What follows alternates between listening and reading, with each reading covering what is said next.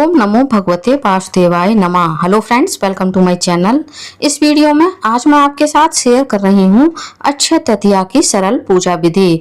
अक्षय तृतीया का पर्व वैशाख मास की शुक्ल पक्ष की तृतीया को मनाया जाता है, जिसे हम अक्षय तृतीया, अगतीज और आखा तीज के नाम से जानते हैं। अक्षय तृतीया के दिन जो भी दान पुण्य किया जाता है उसका फल यानी उसका पुण्य कभी भी क्षय नहीं होता है।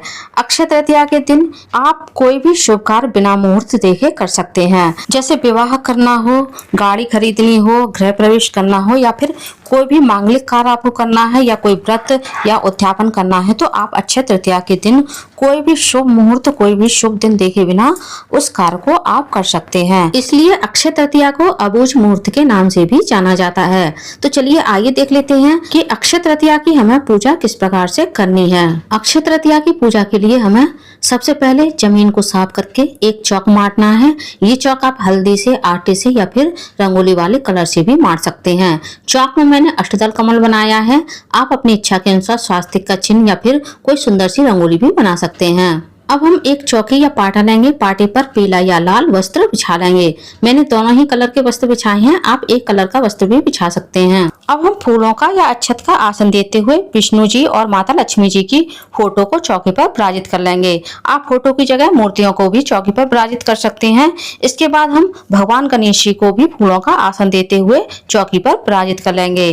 अब हम एक मिट्टी की मटकी लेंगे। ये मटकी आप छोटी बड़ी अपनी इच्छा के अनुसार कैसी भी ले सकते हैं। अब हम मटकी के गले में मौली बांध देंगे।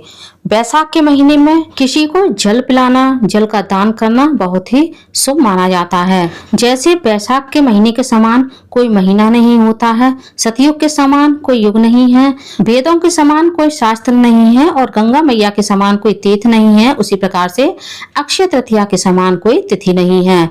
अब हम इस मटकी पर चंदन से एक स्वास्तिक का चिन्ह भी बना लेंगे। अक्षय तृतीया के दिन से ही कान्हा जी की चंदन यात्रा भी शुरू हो जाती है और बांके बिहारी मंदिर में इस दिन बिहारी जी के चरण दर्शन कराए जाते हैं और उनको चंदन का लड्डू भी समर्पित किया जाता है। इसलिए बैसाख के महीने में विष्णु भगवान का चंदन से पूजा करना भी विशेष फलदायी माना जाता है।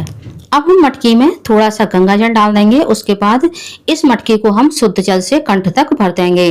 अब हम मटकी में थोड़ी सी चना की दाल और शक्कर डाल देंगे। आप शक्कर की जगह गुड़ या फिर मिश्री भी डाल सकते हैं या फिर बतासा भी डाल सकते हैं और हम मटकी को ढक देंगे।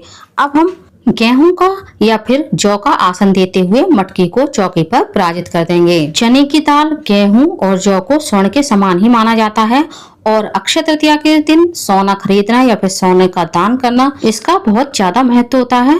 अब हम अक्षत का आसन देते हुए दीपक को भी चौकी पर विराजित कर लेंगे और सर्वप्रथम हम दीपक को प्रज्वलित कर लेंगे, क्योंकि अग्निदेव के रूप में दीपक हमारी पूजा का साक्षी होता है। अब हम सभी भगवान को भावपूर्ण गंगा जल से स्नान कराएंगे और सबसे पहले हम भगवान गणेश का पूजन करेंगे चंदन से और कुमकुम से। साथ ही हम अक्षत चढ़ाएंगे। इसके साथ ही हम विष्णु भगवान का पीले चंदन से पूजन करेंगे और माता लक्ष्मी को हम कुमकुम से तिलक करेंगे। पूजा करते हुए आपको लगातार मन में भगवान विष्णु के किसी भी मंत्र का जाप करना है। साथ ही हम मटकी का भी पूजन कर देंगे और अब हम लक्ष्मी जी का भी पूजन कर देंगे। अक्षय तृतीया के दिन ही भगवान विष्णु ने परशुराम के रूप में धरती पर अवतार लिया था। साथ ही अक्षय तृतीया के दिन ही भगवान कृष्ण ने युधिष्ठिर को एक अक्षय पात्र भी दिया था, जिसमें जल की और भोजन की कभी कमी नहीं होती थी। अब हम गणेश जी को धूप घास और वस्त्र की भावना से मौली अर्पित कर देंगे। साथ ही एक जनेऊ भी अर्पित करेंगे और पुष्प और इत्र भी अर्पित कर देंगे। यदि आपके पास विष्णु भगवान और माता लक्ष्मी जी की फोटो या विग्रह ना हो तो आप अपने लड्डू गोपाल को भी पूजा में विराजित कर सकते हैं, क्योंकि लड्डू गोपाल भी विष्णु भगवान का ही अवतार है। अब हम विष्णु भगवान को वस्त्र के रूप में एक चुनरी, साथ ही एक फूलों की माला भी अर्पित कर देंगे और भगवान विष्णु को, लक्ष्मी जी को हम इत्र भी लगा देंगे। अब हम विष्णु भगवान को एक पीला जनेऊ अर्पित करेंगे। यदि आपके पास पीला जनेऊ ना हो तो आप सफेद जनेऊ में थोड़ी सी हल्दी लगा करके विष्णु भगवान को अर्पित कर सकते हैं, क्योंकि विष्णु भगवान को पीला रंग बहुत पसंद है। इसके साथ ही अक्षय तृतीया के दिन सोना या चांदी खरीदने का भी विशेष महत्व माना जाता है। तो यदि आपने कोई सोना या चांदी की चीज खरीदी है तो आप उसको भी पूजा में रख लीजिए। साथ ही लक्ष्मी जी की प्रिय कौड़ी, कमलकट्टा और गोमती चक्र को भी आप इस दिन पूजा में जरूर रखिएगा। ऐसा करने से घर में सुख समृद्धि आती है। अब हम माता लक्ष्मी को सुहाग सामग्री अर्पित करेंगे। ये सुहाग सामग्री भी आप अपनी श्रद्धा के अनुसार 5, 7 या फिर 16 श्रृंगार भी माता लक्ष्मी को अर्पित कर सकते हैं। साथ ही सुहाग सामग्री में आपको अपनी श्रद्धा के अनुसार कुछ ना कुछ तचना आवश्यक नहीं है। लक्ष्मी जी को कमल का फूल अति प्रिय होता है, लेकिन कमल का फूल हर जगह नहीं मिलता है, तो आप गुलाब का या फिर गुलहड़ का फूल भी माता लक्ष्मी को अर्पित कर सकते हैं। साथ ही हम दीपक का भी पूजन कर देंगे और जो हमने कौड़ी, कमलकट्टा और सोने चांदी की चीजें रखी हैं उनका भी पूजन कर देंगे। ऐसा करने से पूरे साल घर में बरकत बनी रहती है। अक्षय तृतीया के दिन से ही बद्रीनाथ और केदारनाथ के भी कपाट खुल जाते हैं। अब हम दक्षिणा स्वरूप कुछ पैसे भगवान को अर्पित करेंगे। सभी की सामर्थ्य नहीं होती है कि वो इस दिन सोना खरीद कर लाएं, इसलिए आपको इस दिन चने की दाल को अवश्य खरीद कर लाना है और इसे दान करना है। चने की दाल, जौ और गेहूं को स्वर्ण के समान ही माना गया है। ये चीजें आप अपनी सामर्थ्य के अनुसार दान कर सकते हैं। तुलसी के बिना भगवान विष्णु की पूजा अधूरी मानी जाती है, तो इस दिन आप भगवान विष्णु को तुलसी अवश्य दान करें। वैशाख के महीने में सत्तू खाने का, सत्तू दान करने का भी विशेष महत्व है और इसके लिए अक्षय तृतीया का दिन सर्वोत्तम माना गया है। इस दिन विष्णु भगवान को सत्तू का भोग अवश्य लगाया जाता है, तो आप किसी भी सत्तू का भोग लगा सकते हैं, जैसे चने के, बेजर के या फिर भजिया के सत्तू। मैंने दोनों ही सत्तू का भोग भगवान को लगाया है। साथ ही मैंने मावा की मिठाई भी ली है भगवान को भोग के लिए। आप केवल सत्तू का भी भोग लगा सकते हैं। गणेश जी के लिए हमने अलग से सत्तू निकाला है, क्योंकि विष्णु भगवान को जो भी हम भोग लगाएंगे उसमें तुलसी दल डालेंगे।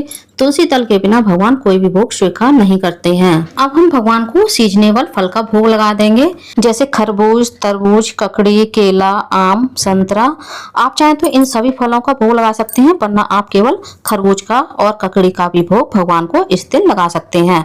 इस दिन आपको भगवान को मिट्टी के पात्र में ही ठंडा ठंडा जल भोग में अर्पित करना चाहिए और आप चाहें तो इस दिन से रोज भगवान को मिट्टी के पात्र में ही जल अर्पित करें, ताकि भगवान भी गर्मियों में ठंडे जल का सेवन कर सकें। अब हम हाथ में थोड़ी सी चना की दाल और पुष्प लेकर के अक्षय तृतीया व्रत की कहानी सुनाएंगे। जब हमारी कथा पूरी हो जाएगी तब हम ये पुष्प और चना की दाल भगवान के चरणों में अर्पित कर देंगे। अब हम आरती करेंगे। मैं कपूर से आरती कर रही हूँ, आप घी के दीपक से या फिर तिल के तेल के दीपक से भी भगवान की आरती कर सकते हैं। पहले गणेश जी की आरती करेंगे, उसके बाद विष्णु भगवान और लक्ष्मी जी की आरती करेंगे। आरती करने के बाद पहले आरती हम भगवान को देंगे, उसके बाद हम आरती की अग्नि को शांत करेंगे और स्वयं भी आरती ले लेंगे।